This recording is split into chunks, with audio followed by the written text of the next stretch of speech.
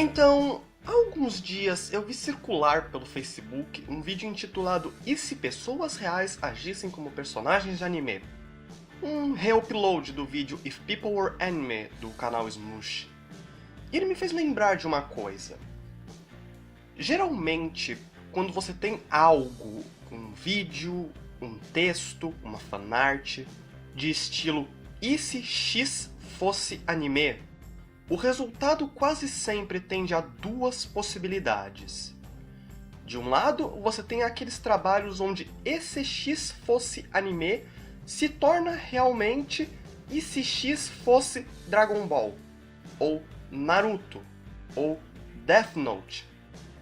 Já do outro lado, você tem aqueles trabalhos onde a pergunta se torna, basicamente, "E se X fosse uma garotinha em estilo anime?".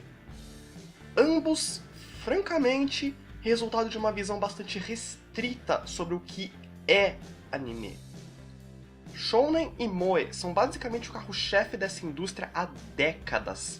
E animes desse tipo, especialmente os shounen, são muitas vezes o primeiro e único contato que algumas pessoas têm com essa mídia. Justamente por isso, para não poucas pessoas, anime de fato é igual a Dragon Ball ou Pokémon, ou, mais genericamente, aqueles personagens de olhos grandes e peitos maiores ainda. Reducionismos do tipo podem ser engraçados, e aplicar a lógica ou estética de certos animes no mundo real pode sim render uma ótima comédia.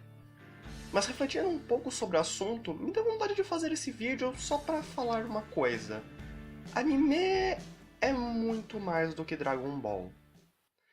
Vejam, o anime moderno, tal e qual o conhecemos hoje, começa em 1963, com Tetsuan Atom, mais conhecido no ocidente como Astro Boy. Eu não vou entrar em detalhes sobre ele aqui, e quem os quiser pode dar uma conferida no meu vídeo sobre qual seria o primeiro anime da história, link na descrição e nos cartões laterais. Mas eu trago esse dado aqui para colocar algo em perspectiva. Anime é uma mídia que existe há pelo menos 55 anos. E quando o anime de Dragon Ball saiu, em 1989, essa mídia já existia há 26 anos. E anime não só é bem mais antigo do que alguns podem achar, como também há muito mais deles do que alguns imaginam. Até, digamos, meados da década passada, estávamos falando de uma média de algumas dezenas de títulos ao ano. Hoje, porém, temos em média 40 a 60 novos títulos saindo a cada 3 meses, com cerca de mais de 200 novos animes por ano. Essa é uma mídia muito mais diversa do que alguns imaginam. Isso não é dizer que não existam tendências e modismos aqui, ou tropes repetidos à exaustão. Só quer dizer que existem não poucos títulos que fogem a essas tendências. Você pode encontrar aqui histórias com uma estética bem mais realista, cujas tramas se aproximam muito mais do que encontraríamos em seriados e novelas ocidentais. Obras como Versalhes no Bara, Master Keaton, Gallery Fake, Ghost in the Shell Standalone Complex, Showa Genro Kuraku Goshinju, Funeo Amo. E podemos encontrar obras mais visualmente experimentais, com estéticas que fogem muito ou pouco do padrão, a exemplo dos trabalhos dirigidos por Masaki Yuasa, como Kaiba e Youjouhan Shin wa Taikei. E ainda mais experimentais são alguns curtas que a maioria nem pensaria serem animes, como Tsukimi no Ie ou Aruta Bibito no Nikki. A diversidade de histórias e temas é também algo a se levantar. Nem tudo gira em torno de combates. Fantasia, romance, ficção científica, drama, mesmo títulos que bem poderíamos chamar de contemplativos. A diversidade de gêneros que encontramos na animação japonesa é, francamente, sem igual, sendo fruto de um contexto cultural que permitiu à animação desenvolver-se para muito além das obras voltadas para crianças. E mesmo essas podem ir muito além de lutas com expressões faciais exageradas.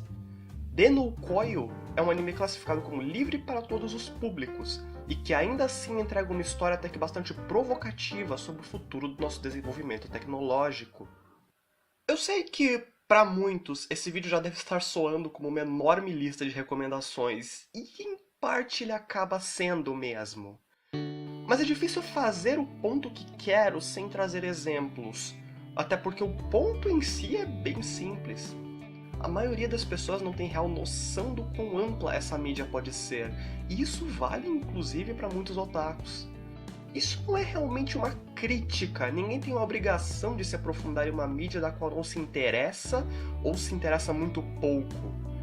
É só que me incomoda um pouco.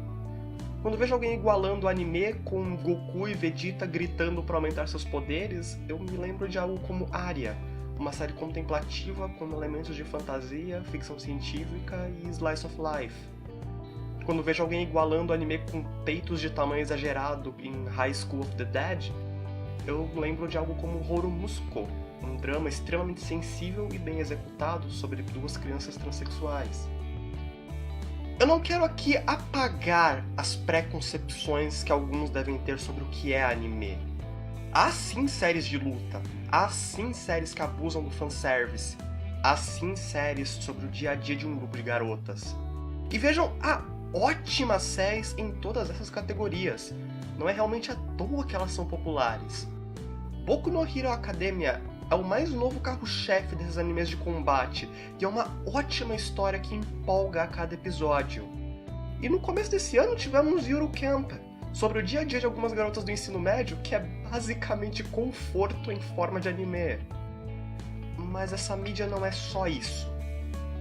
E é o que eu tinha pra falar.